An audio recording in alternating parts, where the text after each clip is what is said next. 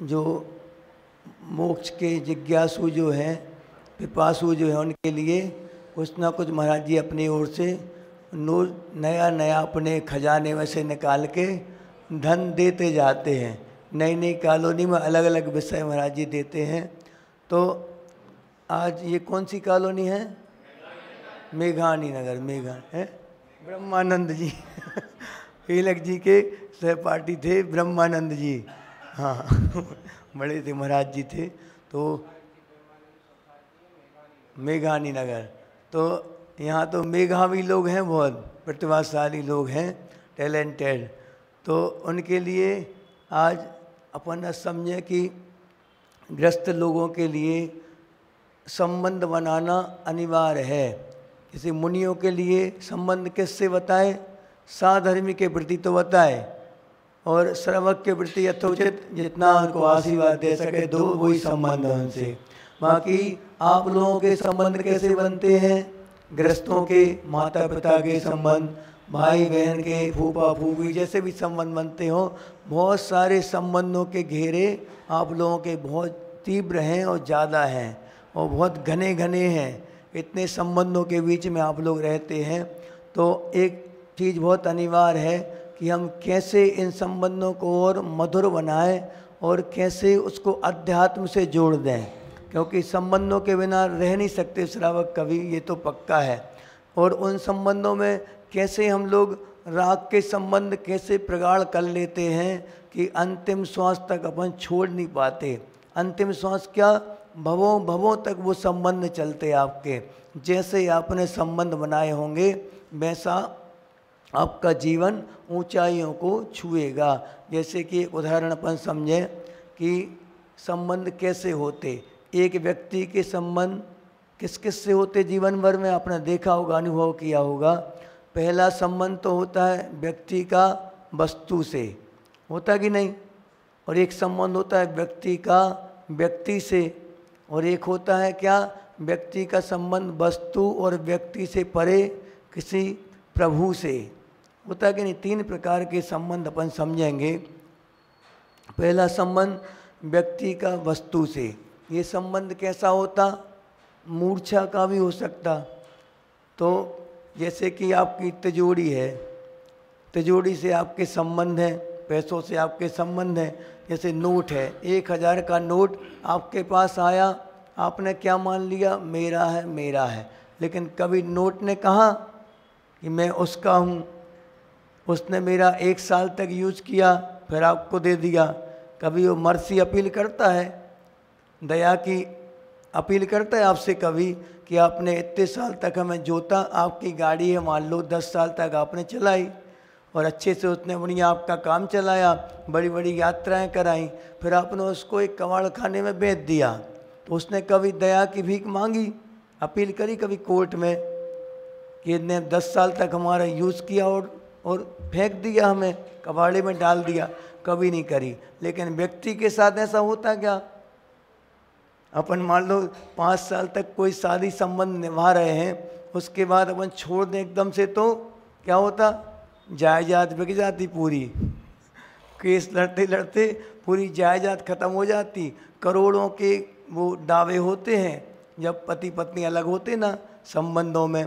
क्योंकि संबंध कैसे बनने लगे आजकल माता पिता बच्चियों के लिए या बच्चों के लिए जब रिश्ते देखने जाते तो क्या देखते? ईमानदारी से बताना, क्या देखते? लड़का धार्मिक है, पूजा करता है कि नहीं, रात्रि भोजन करता है कि नहीं, देवसात गुरु का भक्त है कि नहीं, देखते? कुछ नहीं देखते। कितने लोग हैं परिवार में, आजकल ये तक सुना है कि सास की फोटो पे माला चढ़ी होगी, उस घर में संबंध होगा। सही है ये?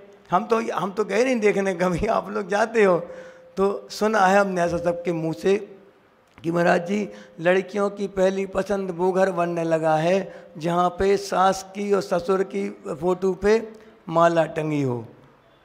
देखो कैसी मानसिकता है आपकी, क्या सोच रहे आप क्या परवरिश दे रहे हैं अपने बच्चों के लिए, क्या संस्कार दे रहे हैं अपनी बच्चियों के लिए? आप सोचो।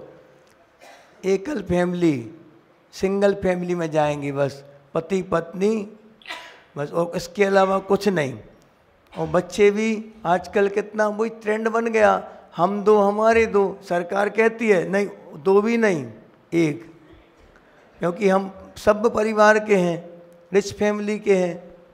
और बच्चे होते भी हैं तो कहाँ पटक देते हैं उनको, 1.5 साल का बच्चा हुआ और नाम लिखवा दिया प्ले स्कूल। अब जिस चाणक्य नीति में स्पष्ट लिखा है, राजनीति शास्त्र में स्पष्ट लिखा, अपने आचार्य बोलते हैं कि 0 साल से लेके और 5 साल तक बच्चे को माँ की गोद से 1 मिनट के लिए भी अलग नहीं होना चाहिए कभी भी। अगर आपने बच्चे को उन 5 साल में अलग कर दिया तो निश्चित है कि आपके अंतिम के जो 5 साल हैं वो आपसे छीन लिए जाएंगे।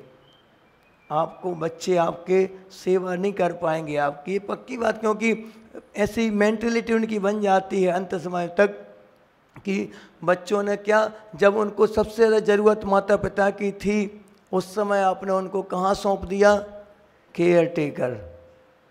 अब वो क्या पिला रही क्या खिला रही उनके लिए। और जैसे प्ले स्कूल में हमने खुद देखा बच्चों के लिए पहले कि जब बच्चे स्कूल जाते हैं, 1.5-2 साल का बच्चा किसी मान लो चींटी के ऊपर उसको मारने के लिए दौड़ा, तो वो केयर टेकर उसको मना करेगी क्या? वो जैन नहीं है, वो मना करेगी क्या? उसमें भी जीव है, उसको मत मारो, हिंसा का दोष लगेगा, पाप है, ये नहीं कह सकती वो। उसको तो पैसे से मतलब, 1 साल का 1 महीने का उनको सैलरी दो, आपके बच्चे सुरक्षित रहेंगे। सुरक्षित यानी जिंदा रहेंगे, बस जिंदा, अच्छे मोटे ताज़े रहेंगे, समय पे खिला पिला देगी, सब कुछ कर देगी। लेकिन संस्कार कौन देगा? माँ बाप। जिनकी सबसे ज़्यादा ज़रूरत माँ बाप की बच्चों को थी, उसी समय आपने उनको अलग किया, तो आप कैसे कह सकते आगे चल के कि महाराज जी हमारे बच्चे बात नहीं मानते? क्यों माने वो बात, आपकी बात? और महाराज जी लोगों की जल्दी बात मान लेते हो, क्यों? क्योंकि प्रेम और वात्सल्य एक ऐसी चीज़ है जो आपने उनको दिया नहीं, जो गुरुओं के द्वारा उनको मिलता है। निश्चल वात्सल्य जो था वो आपके द्वारा नहीं मिल पाया। फिर आप कहते महाराज जी वो कहीं और लगाव हो गया बच्ची के लिए, अब आप बचा लो उसको। अब क्या बचा लो? जब बात हद से ज़्यादा बढ़ जाती है तब महाराज जी लोगों के ऊपर केस आता है, उनके पास आता है केस, महाराज जी अब बचा लो। अब क्या बचा लो? जब सबसे ज़्यादा प्रेम की आवश्यकता उसको माता पिता की थी, उन दिनों में आपने उसको अलग किया, तो वो निश्चित है कि प्रेम की चाह में कहीं और जाएंगे बच्चे आपके। फिर आप चाहते हुए भी उनको रोक नहीं पाते फिर। इसलिए ये संबंध कैसे हैं आपके, आपको बहुत अच्छे से संबंध है इस बात के लिए, क्योंकि धर्म ध्यान की नींव कहाँ से शुरू होती है? गृहस्थों की गृहस्थी से शुरू होती है। अगर पति पत्नी के संबंध ही ठीक नहीं है, एक क्षमा सागर जी ने बहुत अच्छी पंक्तियाँ लिखी थी, उन्होंने लिखा था कि पहले जो एक दूसरे के बिना एक पल भी नहीं रह सकते थे, आज वो एक दूसरे के साथ एक पल नहीं रह पा रहे। ये क्या है? उनके संबंधों की तासीर है। अब आप समझ लो कैसे संबंध आपके होंगे घर में निर्माण, कि अब धर्म ध्यान बहुत ऊपर की बात है। अभी आप पहले आत्रोध्यान से बच जाएं, उसके बाद धर्म ध्यान की भूमिका बनेगी। एक बहुत अच्छा उदाहरण आपको बता दें कि एक अंगुलीमाल की कहानी आपने सुनी होगी बचपन में, सुनी? नहीं सुनी? फिर से सुना दें। देखो, एक अंगुलीमाल नाम का एक डाकू था। वो क्या करता था, वो एक बार बहुत दहशत थी उसकी पूरे एरिया में, पूरे जंगली एरिया में। उसका इतना खौफ था कि दिन में रात में जाने से, उस गली से जाना सबने बंद कर दिया था, इतना ज़्यादा उसका खौफ था। एक बार गौतम बुद्ध उस गली से निकलने लगे, जंगल वाली गली से, तो लोगों ने मना किया कि आप वहाँ मत जाइए, आप संत पुरुष हैं और हम चाहते हैं कि आप हमेशा हमारे साथ रहें। तो क्यों, क्या है उस गली में? पूछा तो उन्होंने बताया कि वहाँ पे अंगुलीमाल नाम का एक डाकू रहता है। तो क्या करता है वो? ज़्यादा कुछ नहीं करता, लेकिन उसका अलग टाइप का शौक़ है कि दूसरों की अंगुली को निकाल के और माला पहनता है। ये अजीब टाइप का शौक़ था। तो बुद्ध तो उनके मन में आत्मीयता थी, प्रेम था, तो उसने क्या कहा, जिनके मन में प्रेम होता है उसको कहीं भय नहीं रहता। हमेशा वो निर्भय होकर सब जगह विचरण करता है। तो उसने क्या किया, बुद्ध ने कहा तब तो मैं जरूर जाऊंगा मिलने के लिए उनसे, कैसे हैं देखते हैं, या तो प्रेम की जीत होगी या फिर द्वेष की जीत होगी। तो फिर वो चले उस गली से चले, एक पेड़ के नीचे बैठा था अंगुलीमाल अपना कुल्हाड़ा लिए। तो कुल्हाड़ा लिए जैसे बैठा था, देखा बुद्ध को, खड़ा हो गया तुरंत और कहा कि रुक जाओ वहीं रुक जाओ। तो बुद्ध तो तैयार ही थे, भागे ही नहीं, वो चुपचाप खड़े हो गए। कि वो कहते हैं कि मैं तो आया इसलिए हूँ कि तुम जानते हो मैं कौन हूँ? अंगुलीमाल ने पूछा। उसने कहा मैं जानता हूँ तुम अंगुलीमाल हो। अरे जानते हो फिर भी तुम आ गए? तो तुम अच्छा मज़ेदार, तुम्हारी उंगलियाँ बहुत सुंदर हैं, ज़्यादा कुछ नहीं चाहिए, तुम्हारी 10 उंगलियाँ निकाल के मैं माला बनाऊँगा, अच्छी सुंदर माला बनेगी। तो उन्होंने कहा ठीक है मैं तैयार हूँ, लेकिन उसके पहले तुम मेरा छोटा सा काम कर दो। उन्होंने कहा कौन सा काम? उन्होंने कहा कि वो सामने एक पेड़ लगा है, आम का पेड़, उसकी 2 पत्तियाँ तोड़ के ले आओ। अरे इतना सा काम? हाँ तुम बहुत बलशाली हो, कर सकते हो। तो 2 मिनट का काम, भाग नहीं जाना। कि भागना होता तो आते ही क्यों? तो फिर वो गया, 2 पत्तियाँ तोड़ के और बुद्ध के हाथ में रख दी। अरे वाह, वाकई में तुम बलशाली हो, तुम्हारे अंदर बहुत बल है। अब एक काम और कर दो। क्या? अब दूसरा काम क्या बताया? इन पत्तियों के लिए वापस पेड़ पे लगा दो। ओह, अब लगा सकता। अब वो नतमस्तक हो गया बुद्ध के सामने। वो सब समझदार था।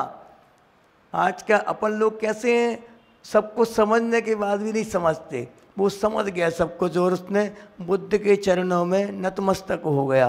और क्या बोलता है, ये जोड़ने वाली कला तो हमने कहीं सीखी नहीं, हमने तो जीवन में सिर्फ क्या सीखा है, तोड़ना ही सीखा है। हम जुड़े भी हैं दूसरे से, किसके लिए जुड़े हैं? तोड़ने के लिए जुड़े। नहीं होता कि मान लो अब जुड़ गए अपन समाज से जुड़ गए, दूसरों के लिए अपन अपना वैभव दिखाएंगे। किसके लिए दिखाएंगे? अपना स्टेटस दिखाने के लिए। हमारे पास तो ऑडी गाड़ी है, हमारे पास तो मर्सिडीज है। ये किसके लिए? दूसरों को हमें देख के जलता रहे हो। हमारे पास तो डायमंड का नेकलेस है। ये सब किसके लिए संबंध बना रहे अपन? दूसरों को जलाने के लिए, दूसरों को ईर्ष्या से भरने के लिए। तो उसने कहा हमने तो आज तक जो संबंध बनाए वो सब तोड़ने के लिए बनाए, हमें जोड़ने की कला आप सिखा दो। तो फिर उन्होंने क्या बोला कि इसके लिए आपको ये वेश धारण करना पड़ेगा। तो वो दीक्षित हो गया बुद्ध धर्म में, और दीक्षित होके वो सन्यासी बन गया। अब जिस गांव में वो लूटपाट करता था, हिंसा करता था, उसी गांव में वो जाके और भिक्षा मांगने गया।